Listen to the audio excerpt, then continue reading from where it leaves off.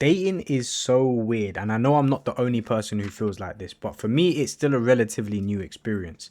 I got with a girl when I was 16. We were together for almost 10 years. I've been single for maybe like 3 and a bit years now, and it's my first real experience in dating with intention, right? Like going out trying to find and meet someone because I met the girl that I was with in school, right? And we were friends first. But one thing I can say is that dating is definitely weird, and there's a few main reasons that always stand out to me. But I just want to tell you guys a story first, right? One thing that really just triggered exactly how I felt about how weird dating is. So last summer, I decided to hop on the apps, right? Simply because I was busy, I just moved yard, I wasn't in the same area that I know, so it was difficult for me to go out and just meet people or even socialize because I moved to an area where I don't know anyone. So I tried the apps simply because cool, it'd be a chance to meet someone. I work from home, my gym's 20 minutes down the road, I'm not going to many places. Met this girl. Now the apps is a whole conversation anyway, but I met this girl on Hinge. She was lovely, she very attractive, she seemed like she had some personality, and we started talking. And on Hinge it moved very quickly. Like when I say very quickly, I mean we spoke for the day, I got her number, we ended up speaking on the phone like for about 3-4 hours that night, and then we ended up just texting constantly for about 3 or 4 days. Constantly. And I mean calling like almost every day as well. And eventually it just led us to going on a date really quickly. Now, this entire time that we are having these conversations, we're talking about how we like honesty, how we like forwardness, how we like being transparent, and how we are still just dating, right? So we're still getting to know each other. This isn't going to be like, oh, now we're locked in together. That's not how relationships work. And we advertise this to each other. It wasn't just me saying this and it wasn't just her saying this, right? This was us having mutual conversations that we agreed upon in order to move forward with the next step of us getting to know each other. I say that to say, when we met up and we had a date in person, it was banging. I mean, for me anyway, from what I understand, it could be different now looking back at it, but from what I understand, the vibe was there. People thought that we were a couple. We had a great time. We stayed out after the initial date. We stayed longer than planned. We both called off work the next day. Like we went, no, we're going to carry on this feeling that we've got because we're both having a good time. Well, at least that's what I thought, right? And I mean, we're really getting along. We're like, not getting physical, but we're hugging each other. We're for a first meeting as well. This is a lot more intimacy than you'd expect when you're meeting a stranger. Anyway, long story short, she ended up coming back to mine. We're having a good time. We're chilling. Nothing's happening, right? We just wanted to spend more time together, but we went on a date really late, so there was nowhere to go. So she just came back, and she didn't live far. Cool. Date happens. We've arranged the next date as well, right? So I'm thinking, okay, this has gone really well. This has gone really well. This is a girl who says what she wants up front. She's always advertised that she's quite forward. She's always said, I'm always going to tell you how I feel. And I want you to know that right now you're not the only person I'm speaking to. And I'm like, look, cool. We're dating. We're adults. That's fine, right? As long as you're honest with me. Couple days later, she invites me to go on a weekend away with her. I couldn't because of work, because of commitments. So I said, look, I'd love to see you, but I can't. I can always see you before you go or after you come back, and then we can still do our date as planned. Nothing. I did not hear a thing from her. Nothing at all. And it's not like she blocked me, right? It's not like she just didn't entertain. She just never responded to my calls or my texts or my WhatsApp. And I'll be honest, right? I thought something fucked up, right? I went, I must have fucked up somewhere. I must have said something really offensive, all this kind of stuff. So I sent her a little apology. I went, I don't know if I've said something to offend you or to like put you in the position where you don't feel like you can, like I've clearly offended you to the point where you don't want us to speak. And she just still didn't respond. And I looked back and I went, I couldn't find what I did, right? And say less, like a couple days go by, she still hasn't responded. I sent one more text, nothing. And I just called it a day. And I was like, this is so strange because what's really happened is this woman just lied to me for a week and a half. She just lied to me. And look, I've always said, yeah, not getting with a girl or like someone not liking you is never going to kill me.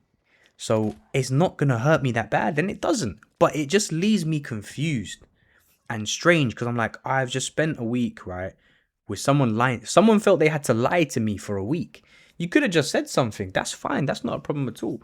But it just goes to show and remind me of the fact just how weird dating is. And I'll be honest, the date for me was so good that I still think about it. There'll be moments where I'm like, yo, I should just hit her up again because I had a lot of fun. But I'm not obviously not going to do that. But I think a lot of this stuff comes from fear, right? I think fear is now a very predominant thing in the world, not just in dating, but just in general. I think more people are afraid than they've ever been before because the world is becoming more present, easily presentable. Sorry, everything has a presence. You have an online presence, you have a history, you have a trackable history, you have a searchable history, and everyone has more access to everyone else.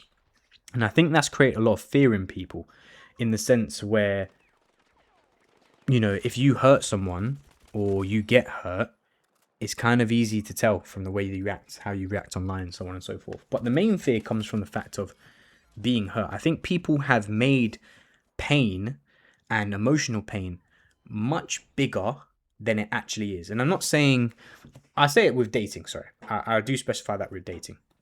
People have made getting rejected to be this world-ending thing, or to invest time and it not turn out well to be this world-ending thing. Like, everyone is so special. Why should I get hurt? You're in the world. You're in the real world. Go and get hurt. Go and be hurt, right? Because being hurt allows you to... You're only hurt when you care about something. So if you avoid being hurt and you do everything you can to avoid being hurt, you're also avoiding caring and enjoying and being present in moments and really just engaging in how you feel at the time, right? When you take away your ability to care in order to protect yourself from being hurt, you're not doing anything other than remaining stagnant, right? And I also feel like there's a selfishness to it as well, because a lot of people aren't afraid of just being hurt. They're afraid about how they feel, how it makes them feel when they hurt someone else. They're not afraid about hurting someone else. They're afraid about how it makes them feel about how they hurt someone else. So rather than going through that feeling, they just say, oh, they'll get over it, and they ghost him. And I'm pretty sure that's what that girl did to me. She went, oh, he'll get over it. I'm just going to ghost him, right? Because the reason I bring this whole conversation up, I went back on Hinge, and who do I see? So really and truly, either she was talking to another girl or the whole relationship there, whatever. But the point is she went, he'll be fine. I don't want to feel like I'm hurting anything. So even though the entire time we've been talking, I've been telling him I'm direct and I'm honest and I'll tell you how I feel, I'm not going to do that. I'm just going to run away. And look, I hold no ill will to this woman whatsoever, right? She doesn't owe me anything. We knew each other for about fucking 2.5 weeks. So there's nothing really there to be mad about. It's just very interesting just how dating is. And then now you have the things like the apps as well, right? One thing like dating in real life at the moment is always going to be better, right? And I can tell you that simply because with the introduction of apps, it's made it easier to hide behind words, to hide behind the keyboard. There's so many keyboard warriors when it comes to online dating now. And that's because you have Hinge and Tinder and all that kind of stuff where they let you hide behind the keyboard. You can send a message and forget about it, and it's never going to come across you again. You're not going to be in any social circles where you see the person. You're not going to be in any situation where you run into them. Nope. You just send the message. It goes off to the ether. Either you get a response or you don't. And that has made dating in real life so much easier because no one talks to no one. So when someone does talk to someone, it feels more special, right? It feels better. It feels more intense. It feels real, right? It doesn't feel fake. It feels genuine. Like, oh, this person genuinely wants to get to know me. And it's a double-edged sword, I'll tell you that. But that's not really the point of the video. But if you go up to someone now, right? And I mean this like if you look at yourself in terms of a scale, right? If you don't think you're the most attractive person and you see someone who's really attractive, 9 times out of 10, that woman who's really attractive isn't getting spoken to that much. Probably less than the average looking woman, because no one's having real conversations with them, right? Everyone's just messaging them online because when they see them in person, they're too scared, but they know that they can message online. So they'll skip that part and just go straight to the part which takes the least courage. But with the apps, there's 2 major problems that come with it. One, you have too much choice. The apps literally advertise that the grass is greener. And I've seen this with Hinge firsthand. I think you get like 7 likes on Hinge per day, per 24 hours. And once you use up all your likes, Their algorithm that they've used throws the most attractive woman you find, or you think you'd find, or the algorithm thinks you'll find after you, straight afterwards, to encourage you to pay to get more likes. So what they're doing is they're hiding the ones that you potentially really want or are really attracted to. But everyone knows this. Everyone knows that the app isn't forcing the exact thing that you're looking for because it wants to keep you on the app. So what it does is it prevents you, it teases you, it leaves a little bit to desire so that you save your likes for that specific person, and that means spending more time on the app. And if you spend more time on the app, you're likely to spend more money on the app. If you spend money on the app, it makes them money, right? So what they do is they present you this choice. So you're going to hold back your likes in the hopes that you're going to see the one you're really looking for, but you're skipping over people who meet your criteria. Like, you see this person, she's like, oh, she's gorgeous, but there might be someone better looking next door, so I'm not going to like that one. I'm going to save it for the next one. And it just presents the idea of too much choice. And especially if you're a woman in this world, where you really don't even have to do the swiping, you just have to go through who swiped you. And men have also come to understand that they can just swipe as many times, and it's a numbers game. It's just put as many things out there and someone's going to get back to me and I'll take it from there. And that's the problem with the apps. One, they want to keep you on them. So as much as they are designed for you to meet someone in the most basic sense, right? They want to keep you on the app. They want you to stay there because you spend money. Spending money makes them profit, and money makes everything go round. So it's basically a sales job. Just put as many numbers out there and hope someone comes back to you. But I also feel like as well, it's heightened people's ego. If you have a girl who gets hundreds of matches on likes on apps, but doesn't really engage in the full potential of those likes or matches or conversations, she's going to feel like she has the pick of the litter. And if a guy does the same, he's going to have an even bigger head than the girl, because guys know they don't get as many likes. So if a guy's getting likes, he's going to be that thing. And he's going to have the illusion of too much choice, right? He's going to have decision fatigue. He's going to be like, oh, what about this one? What about that one? Same with the women as well. They're going to have, what about this one? What about that one? What if there's someone who does this? What if there's someone who does that? And they're going to avoid what's in front of them that does or potentially could make them real happy. It's similar to that movie Hitch, where he says it's just getting them out of their own way, right? And that's what happens. Now, you also have the fact that in real life is also discouraged because you can hide behind Instagram DMs. You could potentially run into that person on Hinge. There's an app, I don't exactly remember what it's called, but there's an app where if you both have the app and you walk past each other, rather than saying something to each other, you can message each other on the app. Like, what is that about? They literally went, don't speak in real life. No, just wait until you get home and then hide behind your keyboard and say something. Is that not strange? Is that not backwards? That it went, avoid your personal interaction, avoid real life interaction. What it should really do, an app like that should really do, is you both put that you're single, right? And you've put in your likes, your I guess, filters per se. Once you walk past the person, if that person's single and you're in the same vicinity or using the same area code, it pings. And then you know, I can go and talk to that person. But you're encouraged. There's no way of messaging on an app, right? There's none of that. You should just be able to go and talk to that person. And I think that is going to be a much better way of actually meeting someone that you really want to meet as well. Because the other part with the apps, both men and women, you kind of just take what you can get and see where it goes. Like, you're not actually searching. You're kind of just being like, I'm at the mercy of who likes me and who I like, right? It's not a case of I've actively gone out to find someone I like, so I've been a little bit more picky. It's a case of there's going to be someone else who likes me, so I can do what I want and get away with it. And that's the major thing in the first place. But on top of that as well, you've also got the image of everyone. Instagram is no longer a personal private, it's an online portfolio, right? Facebook, the same thing. TikTok, the same thing. You're not just sharing your personality, you're sharing a way to get yourself out there in a certain image. Everyone's trying to create a brand at the moment. Me too, right?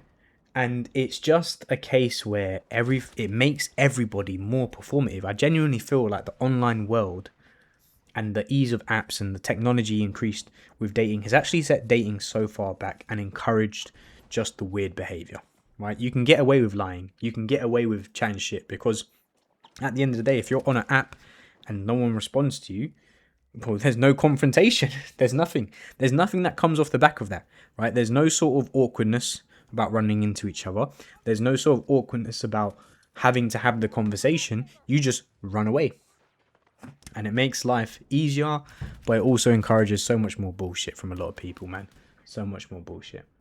However, the one thing I can say is if you are confident and direct and speak to people in person, you can have so much fun with dating in a way that it was intended. And it's like a double-edged sword. It's like I said, I'm very forward and I'm very direct. So if I see someone I like, I'm going to go up to him and I'll say I'm going to like him. And it makes it so easy to date as someone who does that.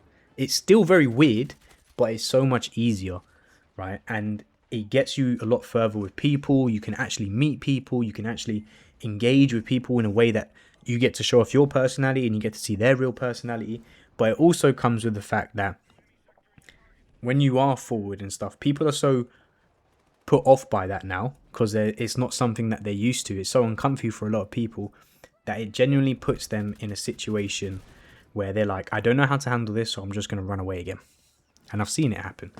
And I've been part of it. And I've also been someone who's felt like that as well. So I think it was still better off if everyone was just less scared. And I feel like if you really, especially as a man, I'm going to say this as well, especially as a man, if you burden that hurt and say, look, I'm going to go out there and date, and I know that I'm going to get hurt. I know it. And that's okay because I'll recover. I know I'm going to get rejected. I know I'm going to feel a bit embarrassed. I know I'm going to get ghosted. I know I'm going to feel like a fool sometimes. But that all comes with the experience of finding what I really want. If I sat here and told you, go and get rejected 50 times, and I guarantee on your 51st time, you're going to find the one that you want. You're going to find a real relationship. You'll go and do it, right? And it's a similar thing. You don't know the end number, but you know if you do it enough times with something that you really like, and you're not just doing it for the sake of doing it, you're doing it strategically. Go and chat to 50 people that you find attractive in real life, and on the 51st time, you're going to get a date and enjoy some like a real relationship. You will go and do it. But no one does, because everyone's scared that they're never going to find the person because you're never going to try hard enough. And that's what it is. I feel like this is a whole rant. It's kind of a bit of a rant, unnecessary, but it just shows, for me, from my experience and my understanding and my first-hand, I guess, observation of dating, especially when I'm speaking to my friends and other people as well, it's just a case where you need to go and get hurt. You need to go and actually be hurt. Go and be embarrassed, because it's never as bad as it's never as bad as you build it up in your head, right? It's never getting broken up with or dumped or ghosted is never as bad as it builds up in your head, right? And for me, it's got to the point where I don't even care about being ghosted. I'm just going to move on. All right, cool. Look, you've ghosted. You said your part in one way or fashion. I'm going to take it as where it is, and I'm going to go off and do my own thing. Because you know what? The person that I'm going to end up with isn't going to be the one who ghosted me. I have no reason to chase that down. But I promise you, it's never as bad as it feels to actually get hurt. It's just what it is. But yeah, this was like a long rant. I don't know if it was any useful for anyone. I thought I'll just share that. Bit of a story, I guess. But yeah, let me know what your dating experience is like.